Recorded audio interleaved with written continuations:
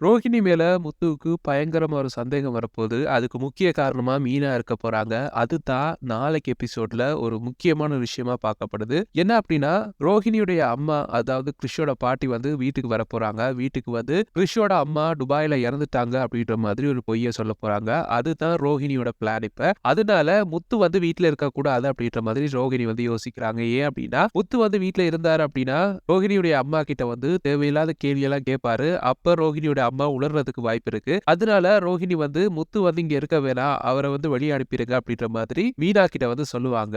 ஆனா மீனா வந்து இல்ல முத்து இருந்தா தான் சரி அப்படின்ற மாரி சொல்றாங்க. ஏன் அப்படின்னா கிருஷ்ண வீட்ல வச்சுக்கிற போறோம் அப்படின்னு முடிவெடுத்தா விஜயா வந்து கடைசி வரைக்கும் விட மாட்டாங்க. அதனால முத்து இருந்தா மட்டும் தான் அவங்கள சமாளிக்க முடியும். ஈவன் மாமாவும் முத்து சொல்றத கேட்டு தான் முடிவெடுப்பாரு. அதனால அத்தைய சமாளிக்கணும் அப்படின்னா கண்டிப்பா வந்து முத்து இருக்கணும். அவர் இருக்கணும் இங்க அப்படின்ற மாதிரி தான் மீனா வந்து ரோஹிணி கிட்ட சொல்லுவாங்க. ஆனா ரோஹிணிய பொறுத்தவரைக்கும் அதுல உடன்பாடே கிடையாது.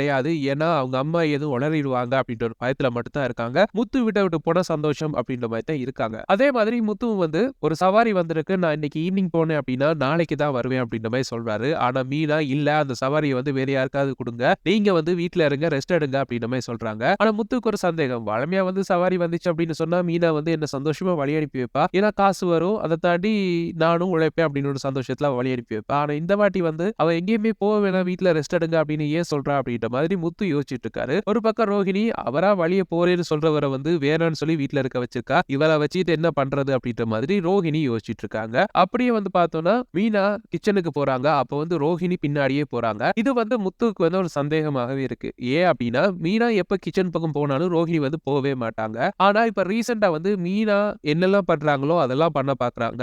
அது மட்டும் இல்லாம அப்பப்போ வந்து அம்மா கிட்ட வந்து மீனாக்கு சப்போர்ட் பண்ணியும் பேசிட்டு இருக்காங்க. இதுல ஏதோ ஒண்ணு இருக்கே அப்படின்ற மாதிரி முத்து வந்து யோசிக்கிறாரு. அப்ப இவங்க 2 பேருமே கிச்சன்ல இருக்க நேரம் முத்து வந்து அந்த சைடுல இருந்து அதை கேட்டுக்கிட்டு இருக்காரு. என்ன பேசுறாங்க அப்படின்ற மாதிரி. அப்ப ரோஹிணி உள்ள போனோடனே மீனா வந்து கேக்குறாங்க, எங்க அவங்க இன்னும் வரலையா? இவரை எவ்வளவு நேரத்துக்கு நான் வீட்ல வச்சிருக்கிறது? அவர் வந்து ஃப்ரெண்ட்ஸ பார்க்க போறேன் அப்படின்னு சொல்லி வெளிய போக சான்ஸ் இருக்கு. அவர் வீட்ல இருந்தா தான் நல்லது. அவங்க வரலையா அப்படின்ற மாதிரி கேக்குறாங்க. அப்ப வந்து முத்து யோசிக்கிறாரு. யாரு வரலையா? இவங்களுக்குள்ள என்ன டீலிங் அப்படின்ற மாதிரி யோசிச்சுட்டு இருக்காரு. அப்ப வந்து ரோஹிணி வந்து சொல்றாங்க, இல்ல இப்ப ஸ்கூல்ல இருக்கா. ஸ்கூல முடிச்சிட்டு தான் கூட்டிட்டு வரணும் அப்படின்ற மாதிரி சொல்றாங்க.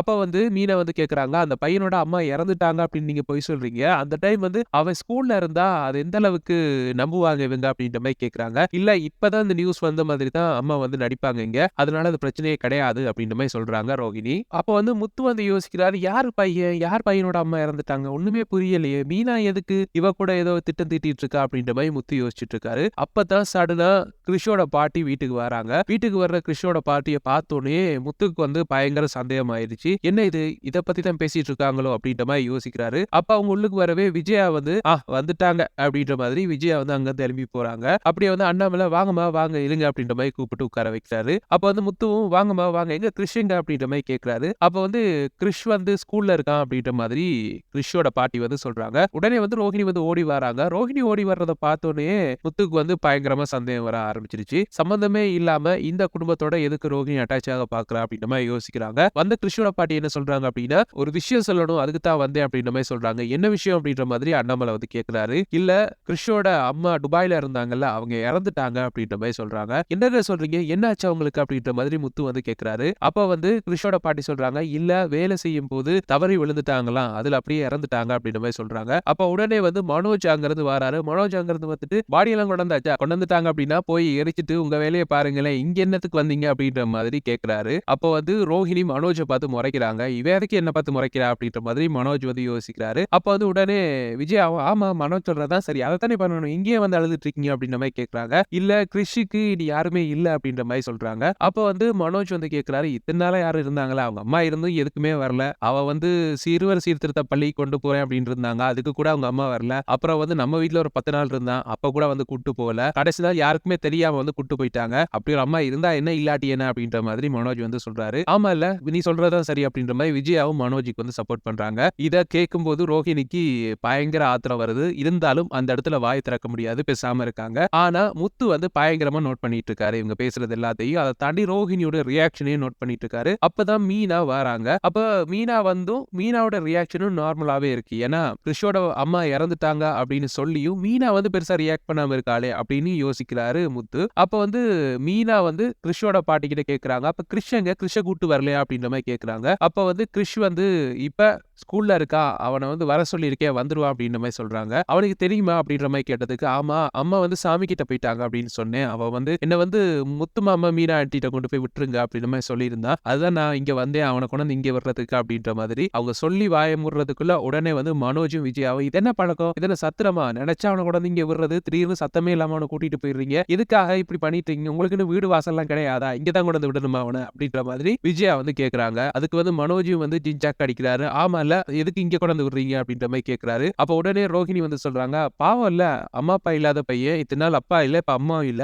அவன கொண்டு வந்து இங்க விட்டா நாங்க எல்லாரும் பார்த்துப்போம் அப்படின்னு சொல்லி தான் அவங்க கொண்டு வந்து விடுறாங்க. இதுல என்ன இருக்கு அப்படின்ற மாரி கேட்கறாங்க. அத பார்த்துக்கிட்டு இருக்காரு முத்து. முத்து வாய திறந்து எதுவுமே பேசல. என்னெல்லாம் நடக்குது அப்படின்னு நோட் பண்ணிட்டு இருக்காரு. ஏன்னா இதுக்கு முன்னாடி மீனாவும் ரோஹிணியும் கிச்சன்ல பேசிட்டு இருந்தத அப்படியே கேட்டாரு. அப்பவே அவருக்கு தெரியுது இதுல ஏதோ ஒரு உள்குத்து இருக்கு அப்படின்னு சொல்லி. அதனால அவர் பெருசா எதுவுமே பேசல. யாருக்குமே சப்போர்ட் பண்ணல. அவர் பாட்டுக்கு இருக்காரு. ஆனா கிறிஷ வந்து அவருக்கு ரொம்ப பிடிக்கும். கிறிஷ் வந்து வீட்ல இருந்தாலும் அவருக்கு ரொம்ப பிடிக்கும். அதனால கிறிஷ் வந்து நம்ம வீட்ல இருக்கட்டும் அப்படின்ற மாதிரி தான் கிறிஷோட பாட்டி கிட்ட வந்து சொல்றாரு. அப்போ வந்து உடனே விஜயா வந்து இவன் யார் முடிவெடுக்கிறதுக்கு? இது என் வீடு. நான் தான் முடிவெடுப்பேன். அவன் இங்க இருக்கக்கூடாது. அவன வேற எங்கேயா கொண்டு போய் வச்சிருங்க. இல்லன்னா ஏதாவது ஒரு அநாத ஆசிரமத்துல சேர்த்துருங்க அப்படின்ற மாதிரி சொல்றாங்க. அப்போ உடனே வந்து ரோஹிணி வந்து கடுப்பாறாங்க. கடுப்பான ரோஹிணி என்னங்க என்னத்த சொல்லிட்டு இருக்கீங்க? அவன் சின்ன பையன். அவனுக்கு என்ன தெரியும்? அவன் இங்க இருக்கட்டுமே அப்படின்ற மாதிரி சொல்றாங்க. அப்போ வந்து விஜயா வந்து யோசிக்கிறாங்க. இவன் எகுறா சம்மந்தமே இல்லாம அப்படின்ற மாதிரி யோசிக்கிறாங்க. அப்போ உடனே அண்ணாமலை குறுக்க வந்து இல்ல கிறிஷ் நம்ம வீட்டு பையன். அவன் இங்க இருக்கட்டும். இதுதான் முடிவு. ஆமா கிறிஷ கூட்டுவாங்க நீங்க அப்படின்ற மாதிரி கிறிஷோட பாட்டி கிட்ட வந்து சொல்றாரு. அப்போ வந்து கிறிஷோட பாட்டி சார் நான் கூட்டு வரேன் அப்படின்னு சொல்லி அங்க இருந்து கிளம்புறாங்க. அப்போ வந்து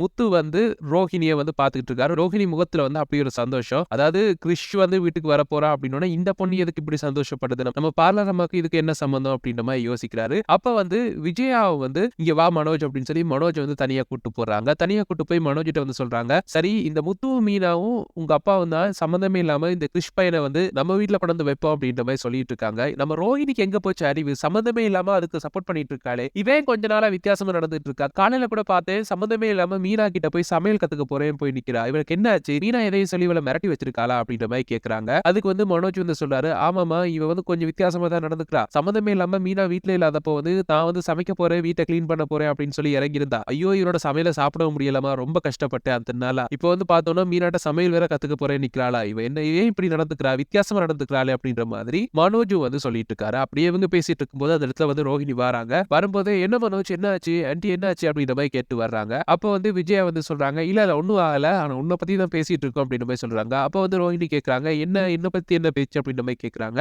இல்ல சம்மந்தமே இல்லாம சமையல் கத்துக்க போறேன் நிக்கிறேன். இப்ப திடீர்னு வந்து கிறிஷ் வந்து வீட்டுக்கு வர்றது உனக்கு சந்தோஷமா இருக்கு. கிறிஷ வந்து வீட்லயே வச்சுப்போம் அப்படின்ற மாதிரி எல்லாம் சொல்ற. உனக்கு என்ன ஆச்சு? என்ன பிரச்சனை? அப்படின்ற மாதிரி விஜயா வந்து கேக்குறாங்க. அப்போ வந்து ரோஹிணி வந்து சொல்றாங்க, இல்ல அவன் சின்ன பையன் இல்ல. அவனுக்கு என்ன தெரியும் இந்த உலகத்தை பத்தி? அவனை கொண்டு போய் வெளியில விட்டா அவனால வந்து சமாளிக்க முடியாது. அவன் வந்து நம்ம கூடயே இருக்கட்டும், இங்கேயே இருக்கட்டும் அப்படின்ற மாதிரி சொல்றாங்க. அப்ப வந்து மனோஜ் வந்து சொல்றாரு, அநாத பையனை கொண்டு போய் அநாத ஆசிரமத்துல தான் சேர்ப்பாங்க. யாராவது நம்ம வீட்ல கொண்டு வந்து வச்சுப்பாங்களா? அப்படின்ற மாதிரி கேக்குறாரு. அதுக்கு வந்து ரோஹிணி அப்படிலாம் சொல்லிட்டு இருக்காதீங்க. அநாதெல்லாம் சொல்லக்கூடாது. அவ வந்து நம்ம வீட்டு பையன் அப்படின்ற மாதிரி சொல்லிட்டு உடனே கோவத்துல உள்ள போறாங்க. அப்ப அத பார்த்தோன்னே விஜயாவுக்கும் மனோஜுக்கும் பயங்கர ஷாக்கு. என்ன இது நம்ம வீட்டு பையன் அப்படின்னு சொல்லிட்டு போறா. அவன் எப்படி நம்ம வீட்டு பையனாவான் அப்படின்ற மாதிரி மனோஜ் வந்து கேக்குறாரு. விஜயாவும் கேக்குறாங்க, ஆமா எனக்கும் தெரியல. உங்க அப்பனும் அதான் சொல்லிட்டு இருக்கா, இவளும் அதான் சொல்லிட்டு போறா. என்ன எப்படித்தான் நம்ம வீட்டு பையனானோ தெரியல அப்படின்ற மாதிரி அவங்களும் யோசிச்சுட்டு இருக்காங்க. அப்படியே இந்த மேட்டர் போயிட்டு இருக்கும்போது அந்த பக்கம் வந்து ரவியை ஸ்ருதியை வந்து காட்டுறாங்க. அப்ப வந்து ரவி வந்து ஸ்ருதி கிட்ட கேக்குறாரு, நீ ஏன் இவ்வளவு கோவமா இருக்க அப்படின்ற மாதிரி கேக்குறாரு. அதுக்கு வந்து ஸ்ருதி வந்து சொல்றாங்க, உங்க ரெஸ்டாரண்ட் வந்து கோவா ஃபெஸ்டிவலுக்கு வந்து பங்கேற்க போறாங்க அப்படின்னா